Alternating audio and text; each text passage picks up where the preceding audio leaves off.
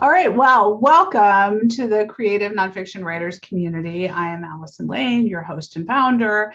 And with us today, our guest is an innovator in publishing. She has worked with so many authors throughout her career, starting with Amazon's Author Central team way a long time ago. So, and in 2017, she helped the Spun Yarn founders scale its manuscript report to hundreds of authors and readers nationwide, which is why I begged her to be on to talk to us, to talk to our community today. This is a business that has grown every year since, and it just supports authors and writers. So when she's not working with authors, she's in a forest somewhere, she's in her garden, she's chasing her 3 kids. I can't imagine when she has time to curl up and book, but welcome, Sarah Beaudette, CEO of the Spun Yarn. We're so happy to have you. Thank you for spending your time with us. Allison, that was such a sweet introduction, and thank you guys for having me. I always love talking with authors. I don't get a lot of time to talk to authors or curl up with a good book, so this is like my Sunday treat, because otherwise I'm in diaper land most of the time. So this is fun. I miss Napland. That was good when the kids napped a lot. Yes, we're almost done with Napland, so I will be mourning that. Yeah. Soon. You know what's good is go to the bathroom by yourself land. That was a good one. If there's a lock on the door. Yeah. I meant them when they think that way. You don't have to yes, living thing that they do. That'll be fun. That's a good moment in time.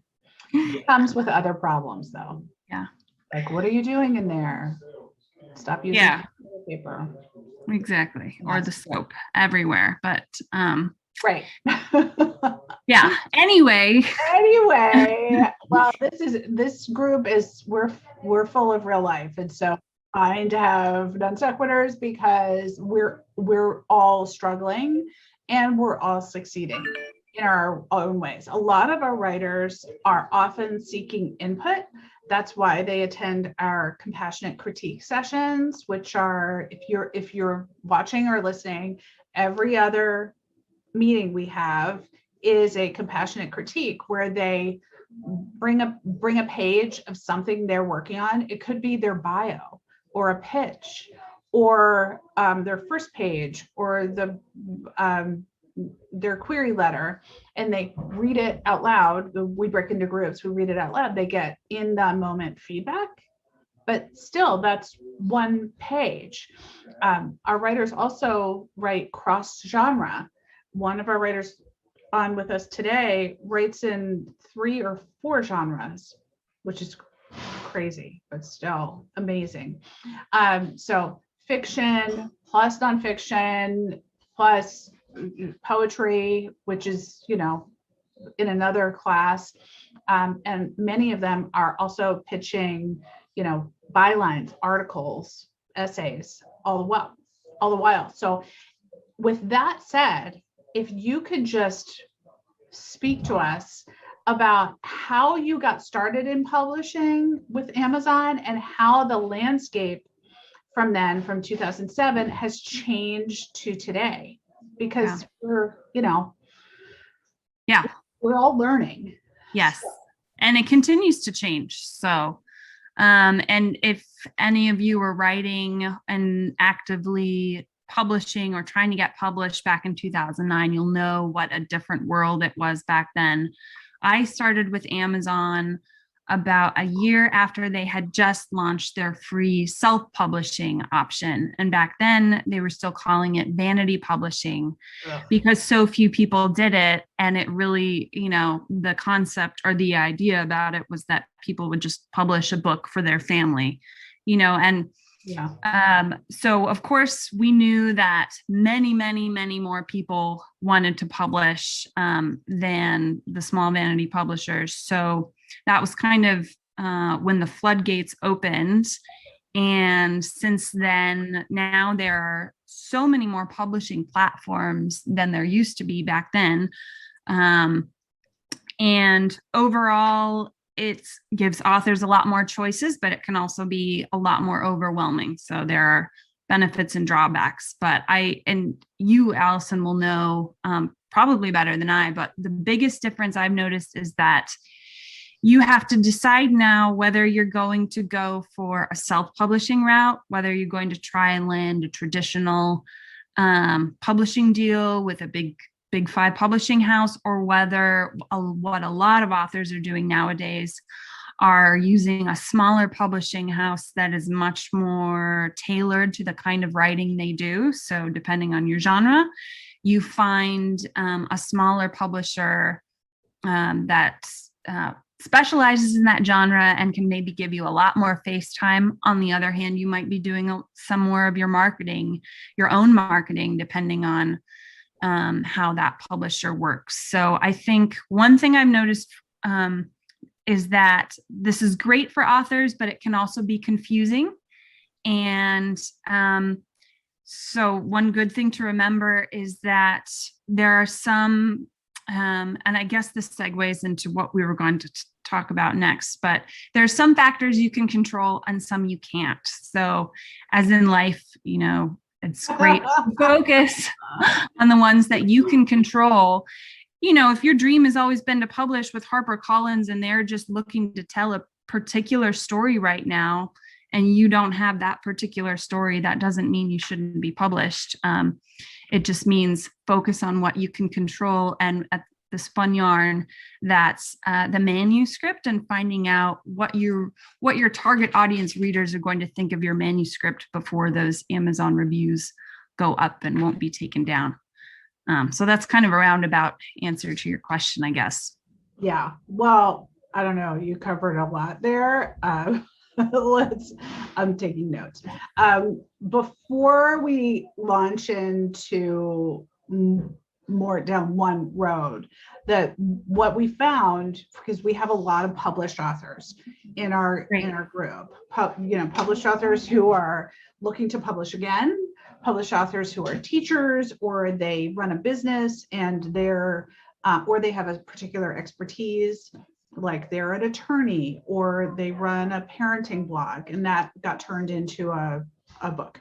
And they still struggle with marketing their book because they're traditionally published, but the publisher is only, their goal is to publicize the book, the thing, that not you as the author. And I think the thing that people forget is that the publisher is not pitching you, they're pitching your book for reviews. So if you are a personality, or if you have an expertise, like you are an intuitive, they're not pitching you like, you know, go meet with Laura because, or here's a view behind the scenes with Laura. Like, no one's interested in doing a profile on you. You have to turn your expertise into something that gives something to the reader. It's not about you, it's about the reader. And so that it's just important to note, sort of, as well as you've got to market your book has to be impeccable, but also you have to be ready to do more, whether it's a traditional publishing deal or not. And we all have to be the very best marketers for ourselves. Let's talk about the common challenges to publication that writers need to prepare for. And you kind of started talking about the work itself, but yeah, I'm glad that you mentioned that when you do your compassionate critiques, you're not always working on the just the manuscript. Sometimes you're working on a pitch. I think the manuscript and then the pitch are two huge pieces that both need a lot of attention. We focus on the manuscript, but the pitch, even the pitch, you need feedback from readers. when did you get hooked into this manuscript? Were you hooked from page one? If you're sending to an agent or to a publisher only a, between 5-15 page synopsis, you need to really hook them on page one. And you're going to need feedback from more than one person to find out if you're hooking them. So that's one of the challenges I think that we as the writer have less objectivity about. And when we really need to reach out for feedback and find out, I think this is a good hook. Did it hook you or not? And then keeping the momentum going during the manuscript and making sure that it's really, really tight. And that goes for your pitch letter as well. But knowing your audience and what is going to appeal to them based on your genre will affect both your manuscript and your pitch letter. So I think we spend the first part of the process really focusing on the manuscript. It's a very inward, reflective journey while we're writing, we're drafting. It's all about the story in the manuscript. When you've taken it as far as you can take it, then we kind of need to do the opposite and pretend that we've never read it before, give ourselves as much space. Who do we need to hear from to tell us what we're missing? Because if we don't find those things that we're missing, you might not hear back from the people that you query, and you won't know why. So if you try and get all the hard feedback that's hard to hear first, it will prepare you and hopefully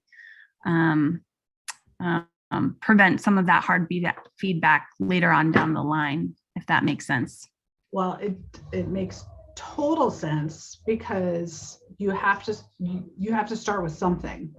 You can't just say, I have this great idea for this thing. Like, great, write it and then talk to somebody. The hard part is the writing, right? And then getting the feedback is difficult, because people don't give good feedback. They don't give constructive feedback or thoughtful feedback or input. I liked this, or like, ooh, that was good. Like, thank you.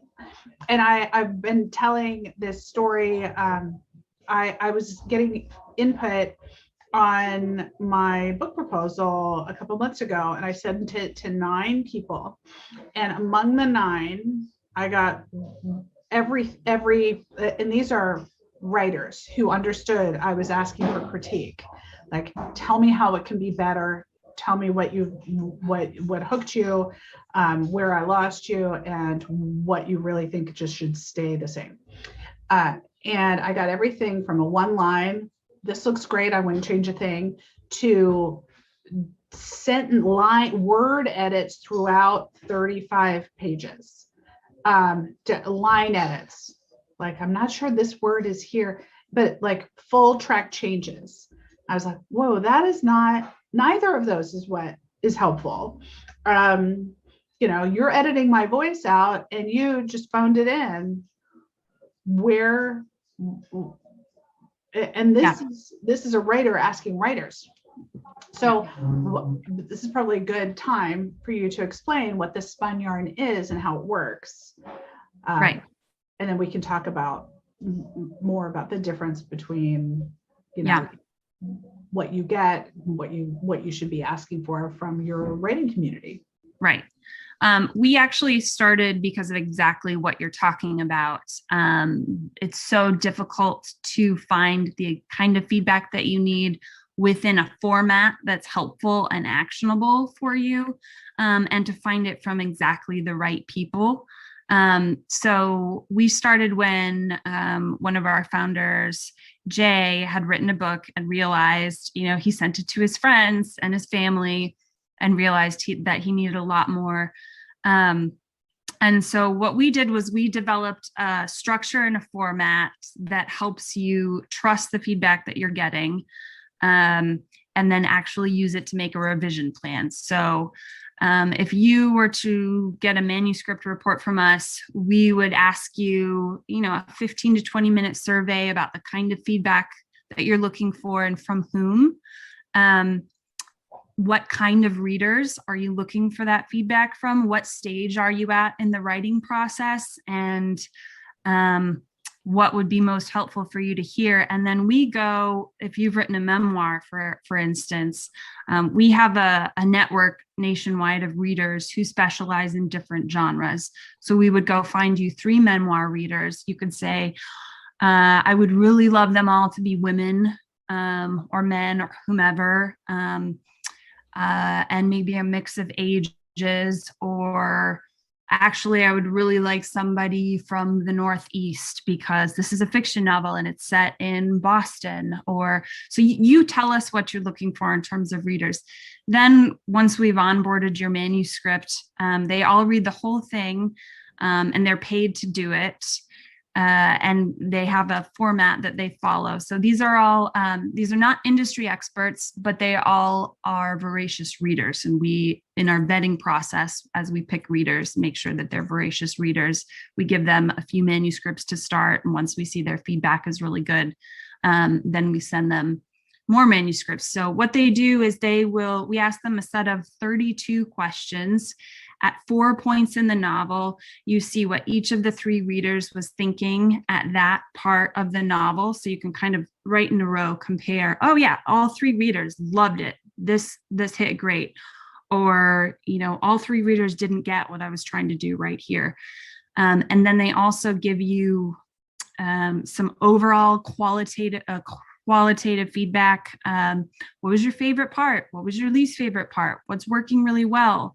What are my blind spots? And then they also all give you quantitative scores that we average for you across 8 categories: plot, character, dialogue, depending on your genre.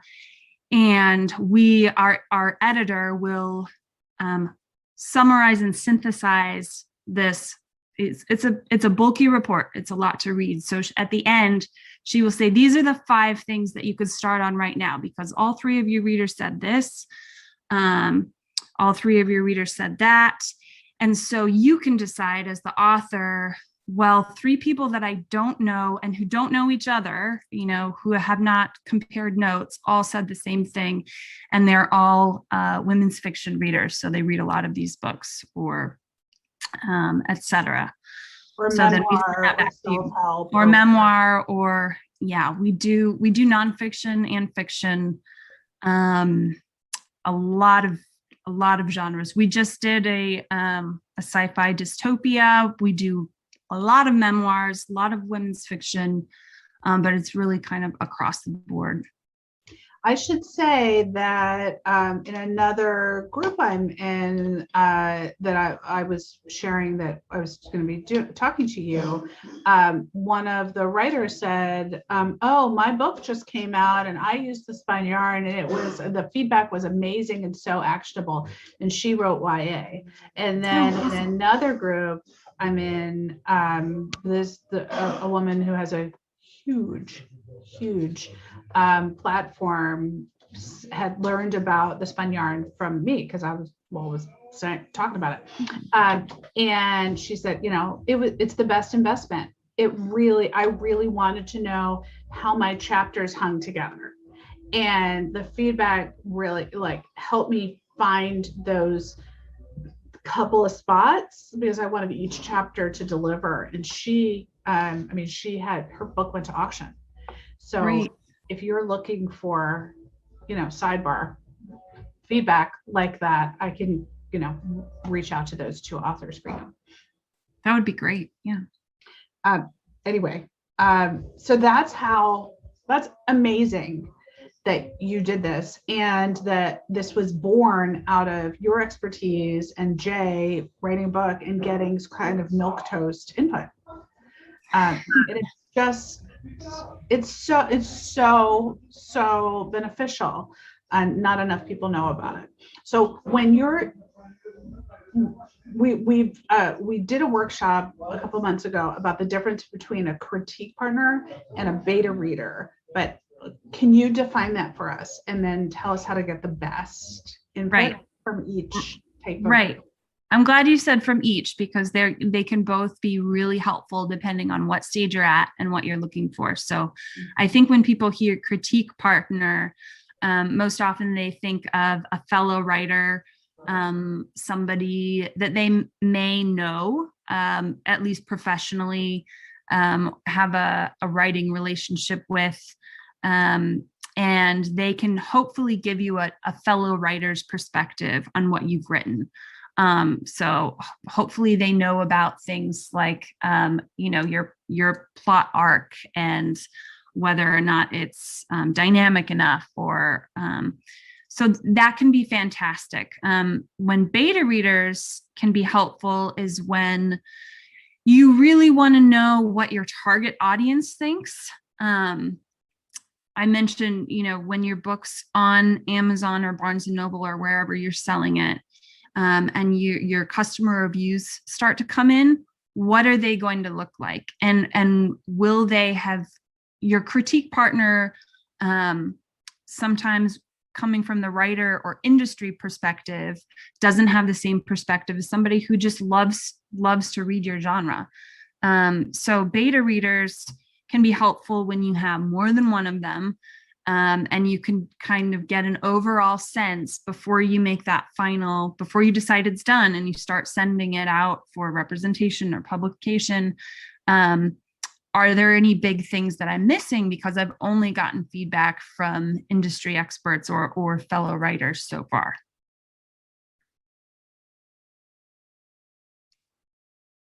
I don't know how I muted myself. I did. And which comes first, the beta or the critique? Or do you do both sort of at times, at points during your development? Yeah, I think, everybody is different, and you can decide what works for you. Some people, I think, are really convinced that they've got a strong draft, they're done. And you want to check it with some beta readers, I think, or I would, before saying that I was done and sending it. So sometimes this is a last step for people. Other times, you might want beta readers when you're halfway through a project, or you've got one draft and you're like, I'm not sure if I want to keep writing this, or I know there's a big problem, but I don't know what it is, or I just need a gut check. And then maybe your beta readers would absolutely tell you what's going on there. Whereas some people prefer to do critique partners first to make sure they've got a really solid structure. So I think we've had people come at all points of the process. So I love that writing today is basically, what do you feel is right for you right now? And you can do that. True. Yeah. I have,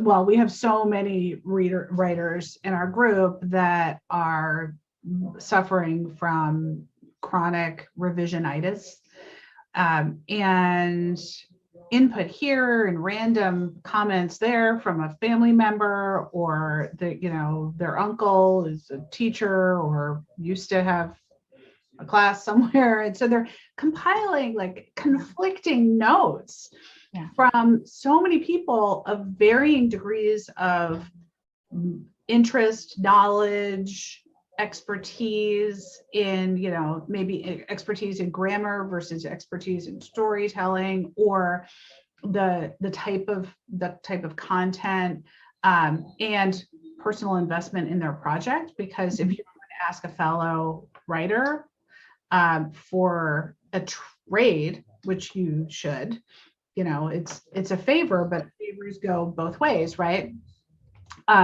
That you want to make sure that you get what you need and they get what they need, and that you don't waste your ask, right? And some people in this group have been working on a piece for years, in some cases decades. They definitely need to have a more reliable process. Yeah. So when you think about that process, is there something that works over your experience with Amazon and now with Spun Yarn, or some success stories with the Spun Yarn customers? Like, do they come get feedback and then go off and revise and then come back? Do they ask for the same readers? Yeah. What is we've had that happen. But just to go back to the first part of your question, because I think everybody experiences that. You're done, or you've written as well as you can make it. Now you're looking for feedback. Okay, what are your options? So, and there are several factors that you're considering. So there are critique partners, which we've talked about. You could also opt to go for a developmental editor, which can be really helpful for some people. You can use a service like ours that is, curated, formatted, and vetted readers for a report, or you can try to get free beta readers. And all of these have benefits and drawbacks. So developmental editors can be pretty expensive. So your budget, and you're getting one person's feedback. So if you're going to go with a developmental editor, you want to really do your research and make sure that they're a good fit for you. But people have a lot of success with those.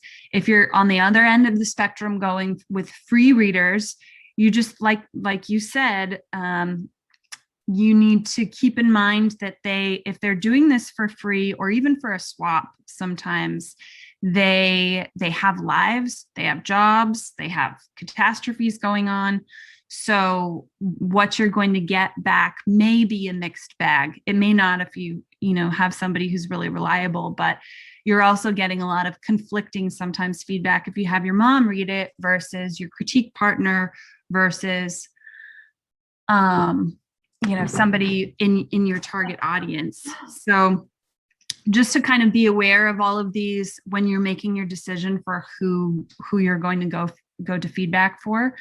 And then you can make a good choice. We structured our manuscript report the way we did because it was clear to us, our co-founder, Sean, who designed the report, he's also a writer, and the structure and being able to compare feedback so that he could trust what he was seeing and make a decision. Only one reader thought this was a problem. I thought it was going to be a big problem, but I had 3 readers.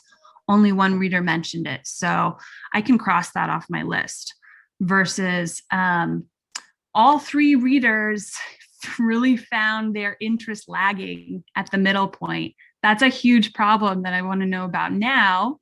And it's one I want to fix before I know. A big problem, but at least you know. Right. And if you're getting people you don't know, they'll be compassionate. That's one of our tenets, but they'll also be more honest, than your brother might be, even if he's trying to be honest. Sometimes that's really hard to hear when people are losing interest, but you need to know earlier than later. So it depends on what you're doing. If you're looking for structural edits, I think you want to hear those big problems first before you go in and tinker with your prose, because all of that might change, or your character level edits. Those are going to be big too. Yeah. We have a question in the chat about the rate of people coming back after they revise in terms of, the Spun Yarn. Is it, 1 in 10? Is it half of people? Yeah. So we have done no marketing since we launched because we're a really small, lean team. And we decided just to put all of our resources into vetting the readers and perfecting the report. So half of our business now is from repeat customers, and the other half is word of mouth referrals. So I was going to mention Samantha Specs because she just had her book come out. She wrote a historical fiction novel, Dovetails in Tall Grass. It's a beautiful book and a good cover. But anyway, she used us once when she was at the end of her process, and she was one of those really organized type A people who had done, years of research. And this was kind of a last step to check off. She got feedback that everything was working really well, maybe 5 minor things to change. So then she went on and published. We had another author whose book is also really successful, who used us twice because she used us once in the early part of the process. She decided not to go with a developmental editor. That was going to be too expensive. Got some big meaty feedback. And after a year, she came back, put it through again. And this time all 3 readers were like, it's pretty much done. And so her book's coming out in 2022. So it depends on how you work and where you are in the process. But yeah, there's so much, like you were saying, there's so much that you should do before you even look for a beta reader and a critique partner. You should go through and do the searches for crutch words like meanwhile and one day and nice and very. And if anybody wants a list of crutch words, I have a downloadable that'll be on my website soon, called Clobber Your Crutch Words or Chase Your Readers Away, because they're freaking boring. Also, I mean, please, anytime in any past perfect language, I had done this, like, I want to pull out my eyelashes. It's boring. It slows everything. So you can definitely do that. You can also do searches for print everything out and look at and use one highlighter to describe on something that you're describing, and one highlighter for something that's an actual scene, and see how that is balanced, because nobody wants to read something that's just exposition. It's hard when you can, instead of telling us what happened, you can just put us in the scene and then we get to see it with you. That's something everyone should do. Please. Yeah. I think dialogue is another big one that can be really hard. It's either we all have to write dialogue and it's either a natural skill or it's not. I think in most cases, it takes a lot of practice to get a feel for. So sometimes we suggest that people will read their manuscript aloud with a trusted, family member, and you hear right away when something sounds unnatural. And once you do that, or if you get feedback that your dialogue is stilted, I find that sometimes watching a reality show in my genre. So there was a reality show about Californian firefighters, and it's just so interesting to listen to the way they actually talk. You can type it out and then see, okay, that looks very disjointed in real life, but there are certain cadences that they use that will really bring up the level of authenticity for your manuscript. Right. And then removing all those tags. He said, she said, she yelled. Yeah, she said angrily. No one talks like that. And when your book is published and then the audiobook comes out, the actor reading your book will not like it. It will not come across well if every time someone says something, it's they said, he said, they yelled. And so switching those to action that shows something that's happening instead of saying they said over and over. That's another line edit option. Julie says, eavesdropping, really listening to our conversation helps with dialogue. Yes. Yeah. And Laura asked, do you critique proposals as well? We don't at this point, because sometimes proposals, there's a specific set of things and a set of knowledge that goes into writing proposals versus manuscripts. So we decided to use the business model. Let's do one thing really, really, really well. So at this point, we don't. But we do review partial manuscripts. So if you really want to know if your first 15 pages is hooking, Oops, I'm hearing myself echo. Hopefully. Okay. I was too. I don't know why that happened. Maybe I'll mute myself when you're talking. Seems to be good now, but okay. Well, let's talk about memoirists. Memoirists get input about creating a narrative arc. And what we all know is that your memoir is really a novel that has been tweeted. What's happening again? And they need to turn their experience into something that reads like a novel, right? So novelists get input on dialogue or scene, but it would help our writers to get some common advice that's shared by the Spun Yarn reviewers, but probably reading a lot of memoir. Yeah. Yeah, we've done quite a few, and especially recently. So I wanted to make sure to check with our head editor who she summarizes all of it. And she said that especially recently, some of the things that we've been seeing are that one of the things that that's really hard when you're writing your own memoir is to there's an innate desire, I think, for your protagonist, you, to be likable. And it can be hard, especially on the first draft or first pass, to really put in all of your flaws, your mistakes, the things that make you human. So that's just kind of I think we all do it, but something to really watch out for after you've written your first draft.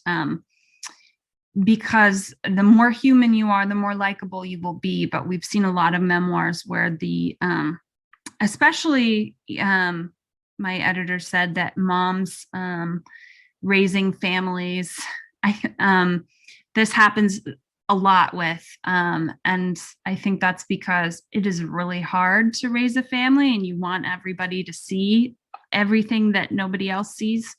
In terms of that you're really trying your best, but that will come across even more if you put in all of your mistakes. And I think that's harder with memoirs in general because you have to have some emotional distance when you're writing it. So if you're still writing angry, if you're still grieving when you're writing, that's great. You have to feel those emotions before you can get this really hard material onto the page. But if you notice that you're still very emotional while you're writing, you just know that you're going to have to get some distance from the manuscript before you can come back and read it as an author, and be objective about editing it. So do all of your therapy before you publish, and that'll help you see it a lot more clearly. Yeah. There was another thing that Lauren wanted me to make sure to mention. Okay, this is really hard. So when you're writing a memoir, it's really hard to sort out what to include and what not to include because it's your life and it's all there for you. But so this can happen when you write in a chronological theme. It can be easy to put too much in. So when you said, Allison, you're really writing a novel, well, a novel has an arc, one specific arc. And if your, side career, as a restaurateur, doesn't fit that arc, then it might end up being best for your memoir to cut it out so that your real arc, what you're actually writing about, can shine through more clearly. And then you really need to make sure that you're writing about something that will appeal to a lot of people. And that's definitely when you need to have other memoir readers read it. This is really important for you. It's a big journey for you. Is there a big enough hook for readers to learn something from it? Or is this a big problem for other people too? So know what your readers are going to get out of your memoir. Yeah, what does the reader get is tough, I think, for memoirists, because they implicitly think like, well, I went through this and I want to help people. Like, that's great. But maybe you went through this and you need to write a self-help.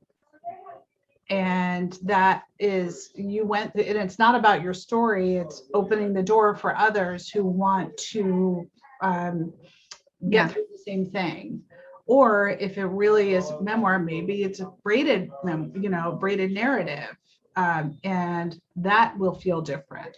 And so just nailing that format is good. And I love that thought of writing your memoir is it's not therapy. It can be therapeutic, but yes, but what you won't get a your finished therapy book out journal of is that not a memoir. therapeutic. Yeah. You'll have to go back and look at it again. That's very nicely said. You're nicer than I am. Probably, I'm guessing. So what advice do you have for folks who are writing about complicated personal family crap? Yeah. And are you thinking specifically about, when you're involving or writing about other people who are real people and they have a part to play in your story, or just that the story itself is complicated and hard to explain? Well, I was thinking about the people who are still alive or who you just don't want to besmirch. But now that you said the other choice, I'm thinking about that too. We do have some people who are writing, who are using their family histories to write historical fiction and memoir. And sometimes they're like, well, should I go this way or should I go that way? So why don't we answer that in both ways? Yeah, definitely. So I just wanted to make sure what my editor has said, because she's got a lot of experience. She told you what to say. Okay, so she knew. She knew where to okay. Yeah, this comes up a lot. It's a really tough question. Everybody has this question if you're writing a memoir and there's some tough stuff going on. But if your goal is to publish your memoir, and there are some difficult situations, you are going to offend some people, and not just your family members. You may end up being controversial on topics that you didn't know you would be controversial about. And so it's always great if you can talk to people before it's published and get their opinion, but ultimately, it's going to be up to you to decide how you feel about publishing it, even if people would rather you didn't. And that's going to be a personal question every time. I remember one of my Robert Lowell, one of my favorite poets, was one of those people who believed that he had a right to write about anything that happened in his life. And he lost some relationships over that, and he decided he was okay with it. Other people have a decidedly opposite stance. So unfortunately, maybe you have some better advice, but I think that's going to be a really personal question every time. And you have to really think through what am I okay with? Is it more important to publish this, or is it more important to me to, honor the other people's feelings about what I've written about them? Pen names are always an option. What's that? Yeah, of course, change the names. Of course, to change. Yes, you're going to do that no matter what. Right. That's why it doesn't matter if you use a pen name, because you're really only, first of all, agents and publishers don't like it. And in today's digital age, nobody needs a pseudonym, unless you're, J.K. Rowling and you want to trot your name out in a different genre and see how it sells. But eventually that's going to come out too. So, you just have to, first of all, you have to write it. And then you have to see, does this help my narrative arc? Does this move the story forward? If it's a detail that is not healed in my relationship with my uncle or my sister or whatever, is it something that I can live with, ruffling somebody's feathers or not? And it's totally personal, but the first step is just get it out and then figure it out. And sometimes you just have to write through that to capture, maybe a distilled thought, or maybe a feeling that's going to come through in a different scene. So I don't think there's any one answer. It's for sure write it, but also don't be delicate with your first draft.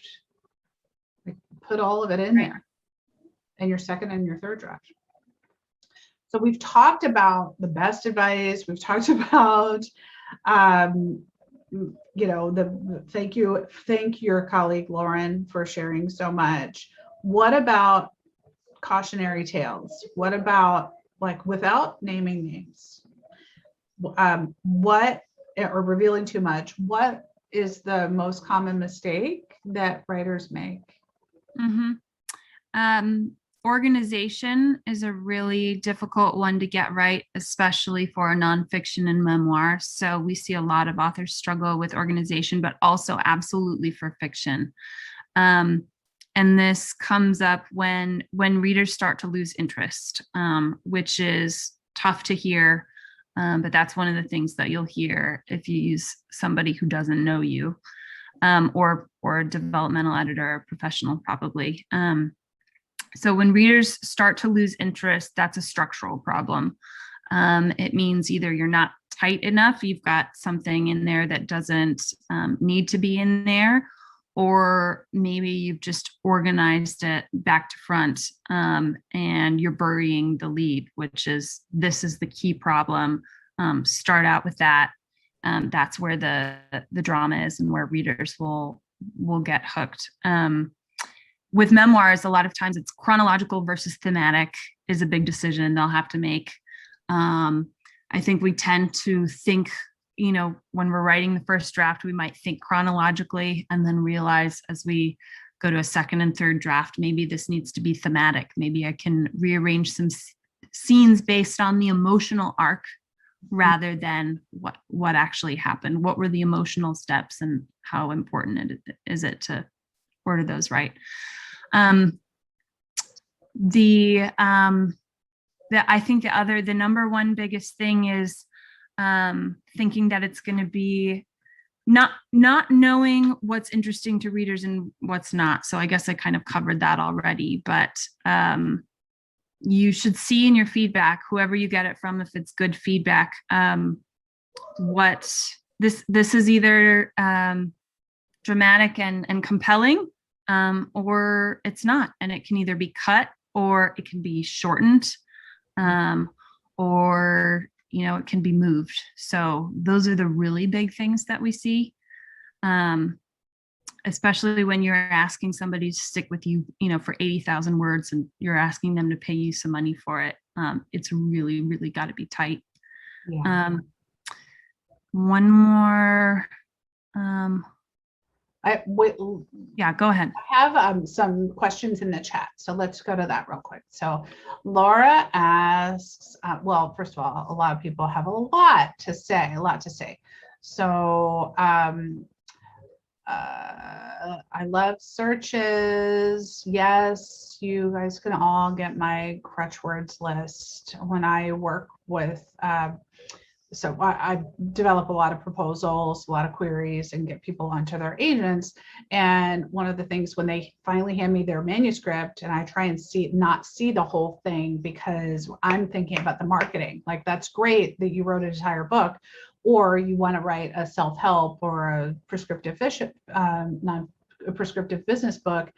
I'm gonna look at your 2 chapters.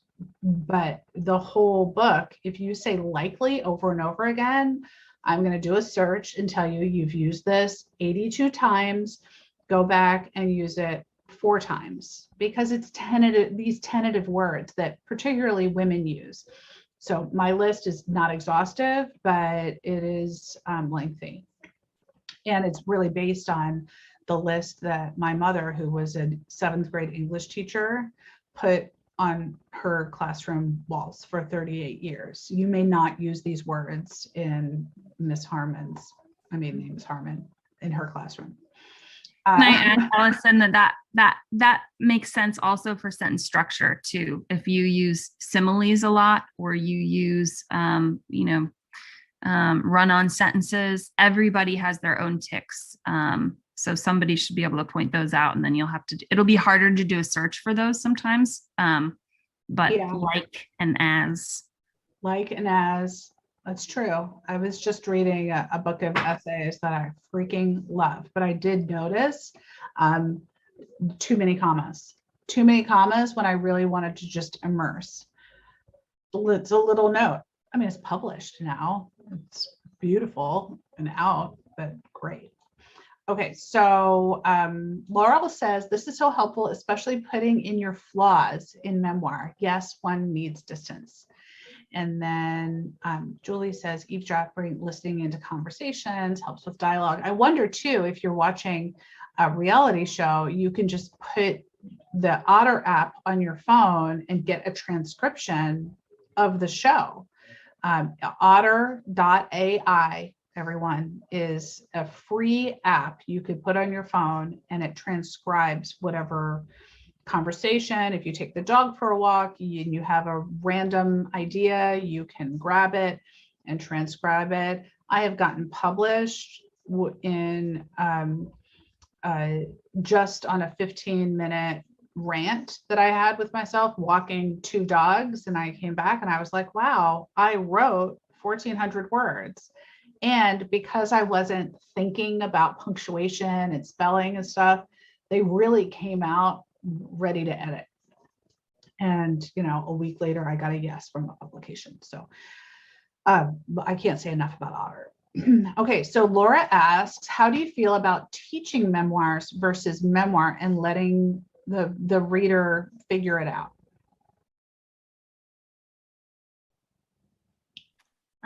You mean more of a prescriptive memoir, Mm-hmm. has a specific theme? Yeah, so there a year or two ago, those memoir deal reports were being pitched as hybrid, you know, teaching memoir or self-help memoir. And now the terminology has changed a little bit to teaching memoir or braided narrative, where it's this happened to me and it's a story, but then it kind of takes you out and gives you perspective of like why something like this would happen, or here's how to get in touch with the thing that's happening to you, or maybe at the end of a chapter there are questions to ask yourself. Yeah, that's a really good question, and I'm curious to hear what you think about this, Allison. But what I first think about is your book closer, you know, how you think of it and how you've written it, is it closer to literary fiction or is it closer to self-help? Because my favorite memoirs are all, you know, they're beautifully written, they flow, you really are immersed with the author, versus teaching memoirs. I've read those for specific reasons. I'm having problems with this in my life, and I want somebody to use stories to teach me, to help me get through this. But I read those 2 books for different reasons as a reader. Yeah, very different, very different. So that teaching memoir really becomes self-help. Yeah, that has a lot more personal story. Mm-hmm. And you'll have a lot more thought, I think, about, you know, if you're reading about codependency, you'll know a lot more about the structure of the problem of codependency and the specific issues that come up, and you'll have anecdotes, versus a memoir that is generally about your journey with an alcoholic father and your own addiction. But when you think of it, it's really the prose that's kind of taking you in. I think different people and different writing styles will probably gravitate toward one or the other also, and they're both great. Yeah. So that, Laura, does not answer your question. It is just reflection. There is no right choice. I wish there was, right? I wish there was, but it's what works. It works for the story. I know Laura's memoir very intimately. I've read it several times. It is clutching and does not need to be a teaching memoir. It is like a freaking movie. So, and that's my 2 cents because I love it. Laurel says, yes, don't be delicate with your first draft. I cut a sex scene I worried might alienate someone and got immediate feedback that I had to reveal what had happened. Laughing out loud. The hole was obvious. Don't censor yourself while you're first writing it. Yeah, for sure. I can't imagine writing a sex scene, but I'm the one who fast forwards through sex scenes on like Bridgerton. Like I've been there, done that. I don't need to see it too. But I'm telling you, some people write some good sex scenes. Yeah. Mona says, oh, I read a great book, but it had so many filler words. I was finding them easily. Isn't it so annoying when you're like, did no one take this person aside and tell them to stop using the word large, which could mean 1,000 things, or just any kind of bland adverb. Yeah. Oh, Mariana asks, how do you define literary memoir? What are some examples in your opinion?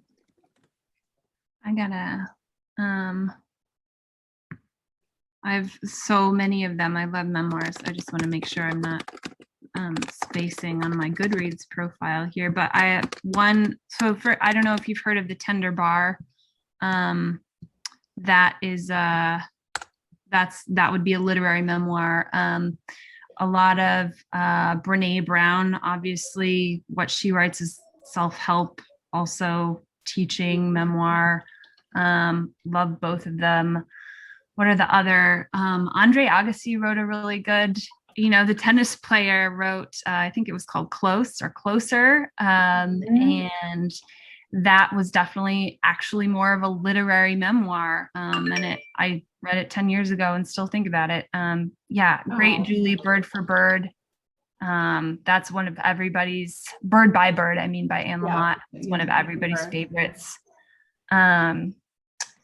Which one did I just read recently? Oh, obviously, what's the other one? Wild. Right. Cheryl Strayed. Literary memoir. What are some others, Allison? Well, I just read All the Leavings by Laurie Easter. It's literary essays, but it's literary memoir in essays. And it is clutching and made my chest ache. It was so freaking good. And every time I turn the page, I was like, how does she do this thing that she does? And for those of you watching, I'm going to be interviewing her in a segment like this in November. And I will also be invited to facilitate. I reached out to her to say, I loved your work. And she asked me to facilitate her book launch book panel. So that's next Saturday. But I cannot be more of a fan. I can't do what she does, but dang. I was going to say, I'm just putting the links in Agassi for bookshop.org. He wrote Open, but that's not the one you're talking about. Right? No, that is the one. It was, so I guess I remembered the book and not the name very well. Oh, okay. All right. Let's see. What else? Does anybody have Leaving Isn't Enough is a really good one by Lauren. That came out really recently. You know who my favorite memoirist is Abigail Thomas. And if you guys haven't read her, she is the mother of all memoirists. So she wrote 3 Dog Life, and my favorite is What Comes Next and How to Like It.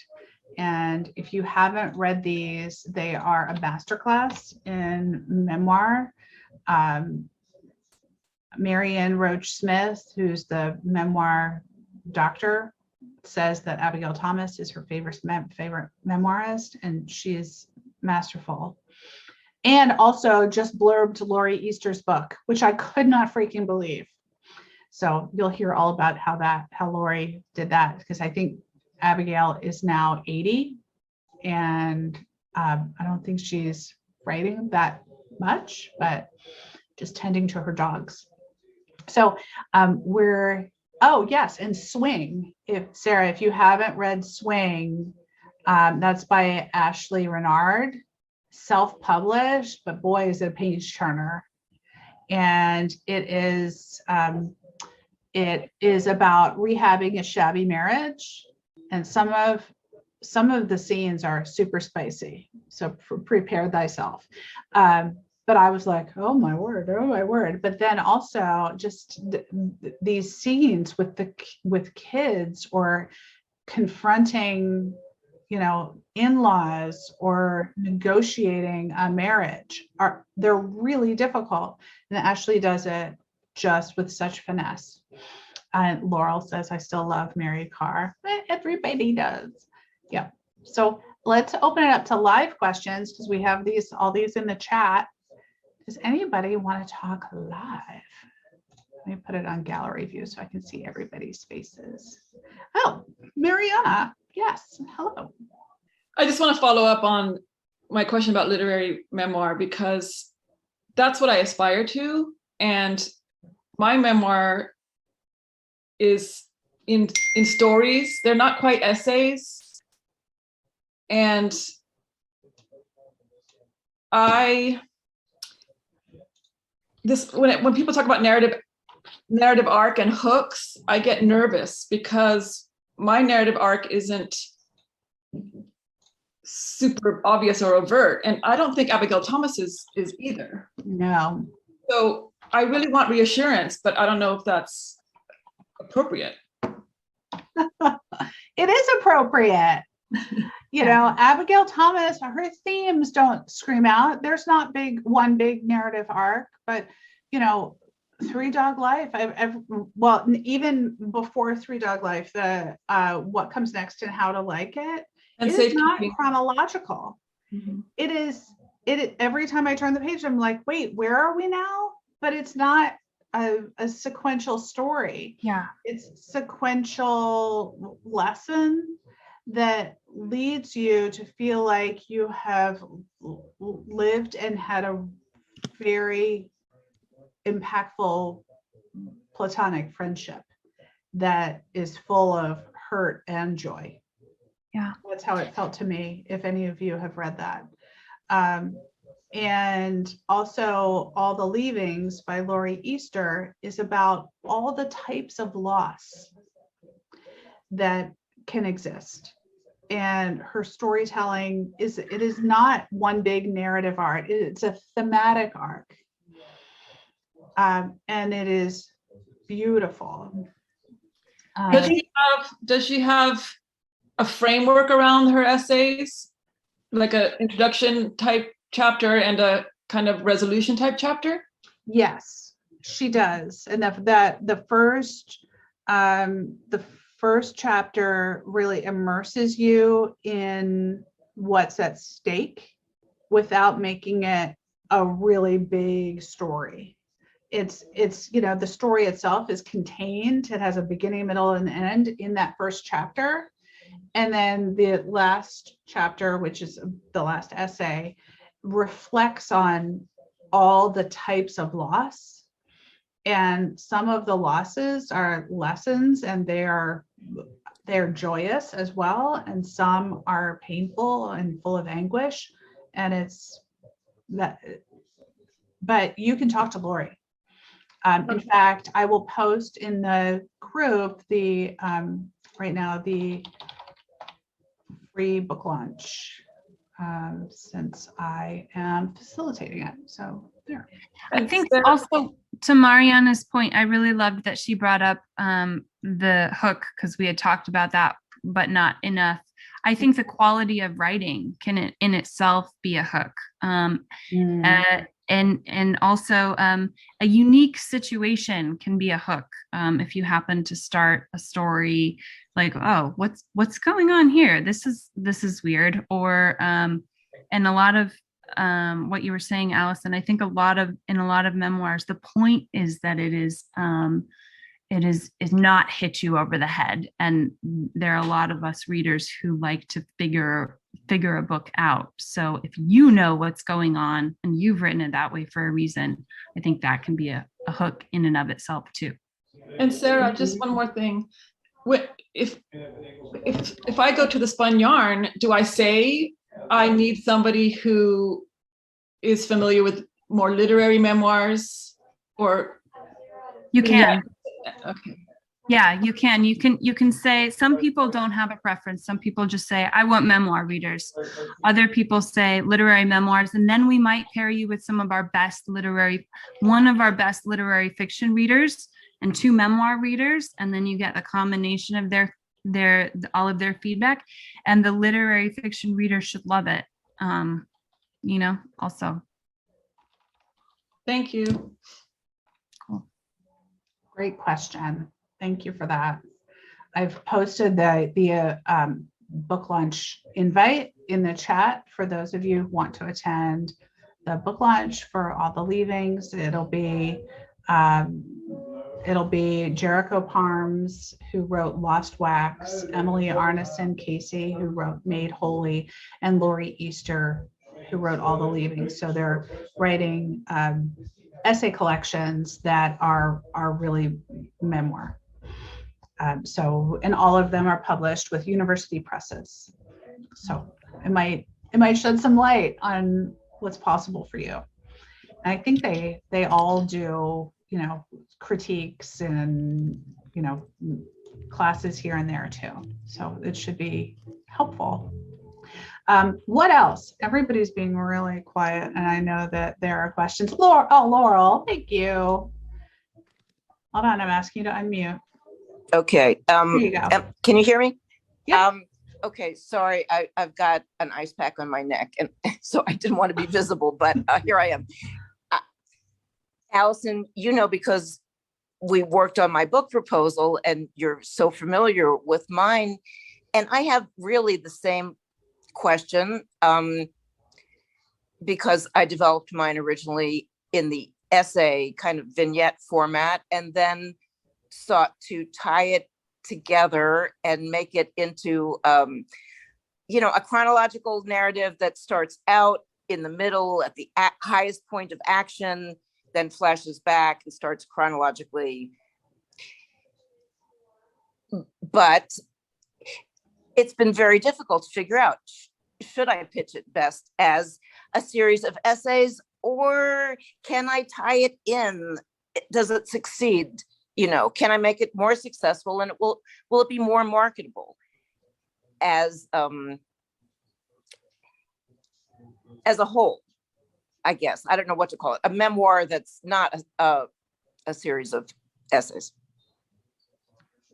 I don't think there's an easy answer, but I'm still asking that question. Well, that's the thing, is that your essays can definitely be turned into a novel with a narrative arc, because you had presented them sequentially and with a lesson, but they don't have to.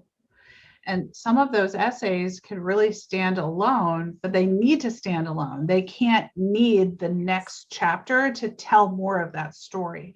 But I'd really like to hear from Sarah about, because I'm way too familiar with your work. Thank you. Yeah. So and that one's Sarah. funny. So funny, by the way. Thank you. And that would be a really hard question for me to answer without having read it. That's definitely one of those cases where I'd be like, you should give it to 3 people and they'll tell you, this already works, stop worrying, or here's where you lost me. And two of them, every time, usually you'll get at least 2 people agreeing on something. And they didn't know, and you're like, okay, all right, that is not working. So now I can at least go back to the drawing board. But that's exactly where people are, in that kind of stuck. Does it work? Or do I really need to try and rejigger the whole thing to work? So I did have 7 beta readers, and then my mentor, I had done most of it in a memoir writing class, and he said, send it off, don't touch it.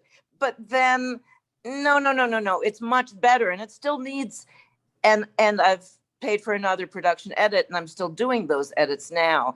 But that question still remains to me. So maybe, I don't know if I should submit it, or, I've done so much and I've actually paid for a lot already. Yeah. And I just don't know.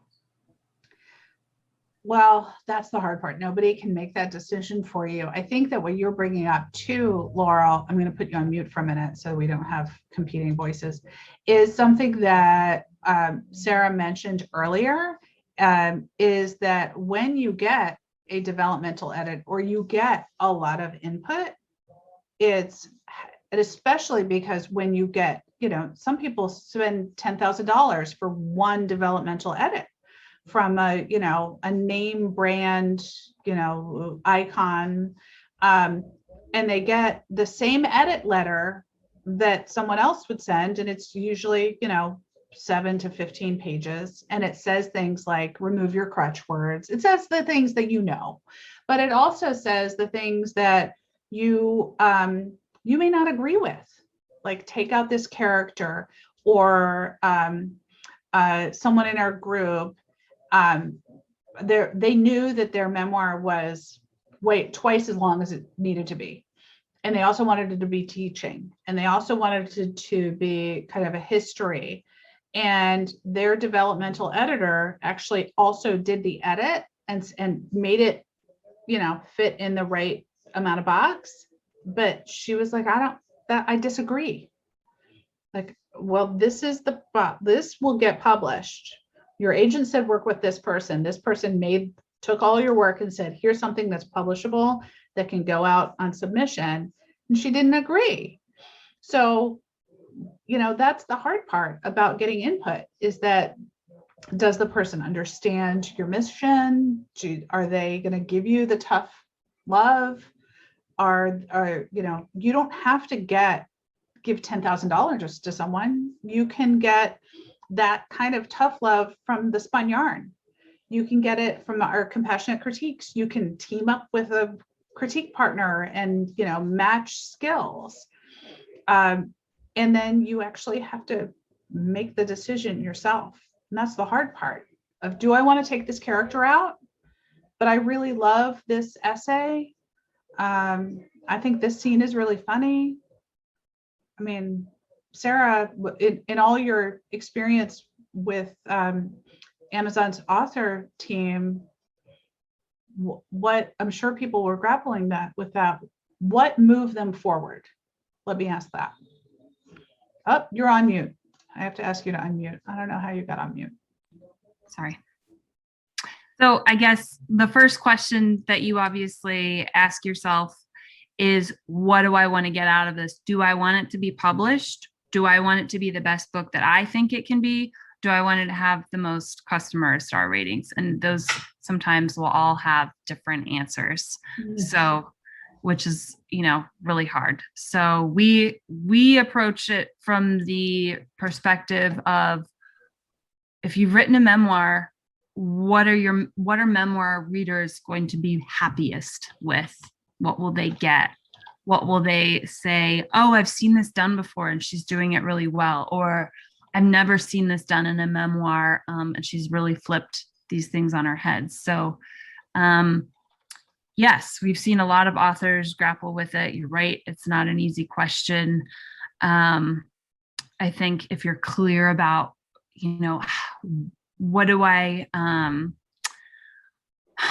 what problem am I really trying to solve? And then at what point do I trust everybody else versus, my gut instinct, and how do you marry those two? So that's why we use more than one person. But you've already had more than one person. So Laura has a question. Hold on. Let me ask you to unmute. Hi. Does it make a difference, the length of your manuscript, as far as how you work with? Because I was just looking at your website. Does it matter? If your manuscript is 200 pages, 350 pages, 500 pages? Yeah, that's a great question. So we go by word count. and it's anything 90,000 words and below is a typical manuscript report. If it's above 90,000, then we charge more because we pay readers by the word also.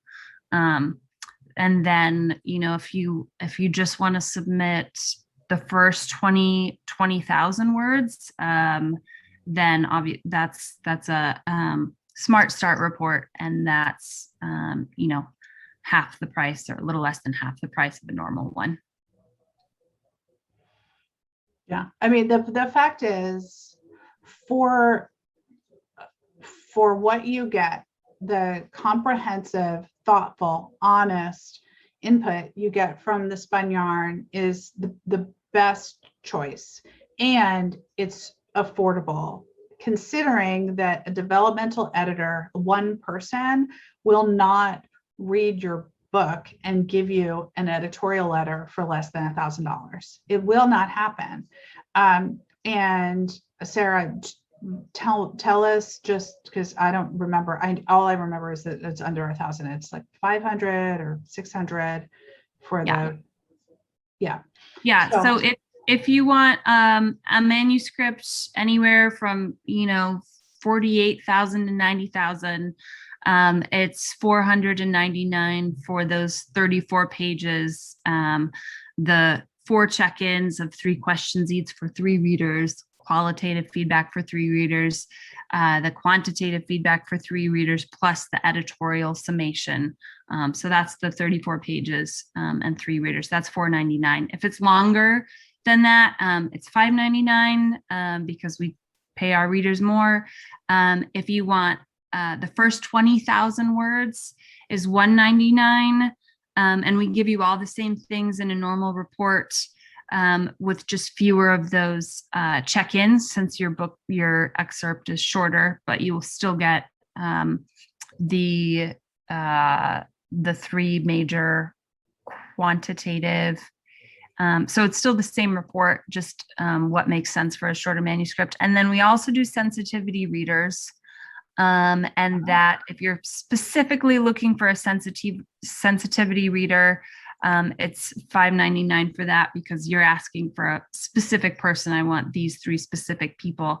And if that's what you're looking for, then definitely you can contact us first at contact@thespunyarn.com to make sure we have exactly who you want before you purchase one of those, because we'll check and make sure that these 3 readers are available to do it exactly when you want it done. Got it. Sarah, can you tell us where people can get in touch with you and the Spun Yarn? Yeah, for sure. So we're at thespunyarn.com, or you can, if you have any questions, it's just contact@thespunyarn.com. And we're on Twitter @thespunyarn, Facebook, the Spun Yarn, you know the drill. But also if you decide you might be able to use one, I made a promo code just for anybody listening to Allison's Zoom interview with me. It's Lane, LANE 21, and that'll give you 10% off of any of the 3 types of reports for the next month. So I guess that would be November 17th. So that's just for you guys, if you think it would be helpful. So thoughtful. Thank you. What a surprise, and very generous, especially considering we haven't even talked about that. So that was so nice. Yeah. Well, I'm just excited to talk to people who write, especially who are adults, and it was really fun. Being home with the 3 kiddos. I know. Yeah. Well, I know I'm speak for all of our writers, and we're all readers. We so appreciate what you've done and everything you're doing to contribute to our work. And thank you for that generous code. That'll go out to everybody once we have the recording. It'll go tomorrow, and you'll receive that, and then I'll share it in our group. We are going to be moving to a registration so that you get actual emails to remind you of when these interviews and compassionate critiques are. So look for that in the Facebook group. And does anybody have any other questions? We have a couple minutes left. Oh, Mona, I see your name. Oh, right. Readers. Yes. If you'd like to apply to be a reader, that was the question from Julie. Thanks, Julie. Oh, yeah. On our website, wonder if I could just share. Well, it's just on the bottom, apply to be a reader. There's a link and we ask you a few questions so we know what genres you specialize in and how many manuscripts you want. And it always depends on what volume we're getting and the kind of mix of genres, whether or not we're onboarding readers at the time. So Julie is our amazing reader coordinator. She does everything with the readers. And Julie. Yeah. So there's a link on our site if you want to read. I'm not sure if Julie's onboarding new folks, but she always kind of keeps an eye on the applications. Yeah. Thanks for that. And Mona. Yeah, thank you so much for the code. I am going to send you my novel within the next month, but I also write poetry. So I'm probably the one that Allison alluded to in the beginning. I write personal essay poetry. And I just wondered if you have readers for poetry, because eventually I will be heading in that direction. Mm-hmm. Yes, we do. Yeah. So, and we'll make sure you'll write that when you fill out the survey, and we'll find our best 3 poetry for the type of poetry you write. So yeah, I'm not there yet, but eventually. So that was, well, thank you so much for this, and thank you for the code. Very appreciative. And Mona, I was talking about you. I thought I was. so. Yeah. Yeah, All right. I did. Mariana has another question. Mariana, I'm asking you to unmute. Hold on one sec. There you go. Sorry. All right. You said, I'm looking at the manuscript, and I'm looking at your website, and it says you can choose rush job. So did you already say how much is the regular job turnaround? Oh, no, I didn't. Thank you, Mariana. That's a great question. It's 30 days from the day that you upload your manuscript. Okay, so if we want rush job, we can pay more. Exactly. That, and rush job would be 2 weeks. You want it back in 2 weeks. That is Thank a you. job. I love So, it. yeah. Well, that brings our time to a close. Thank you, everyone. You will be getting this and I'm going to just make note of the folks who are here, and it'll be in the Facebook group tomorrow. If you want to get it via email, please send me a DM through Facebook so I can just add you.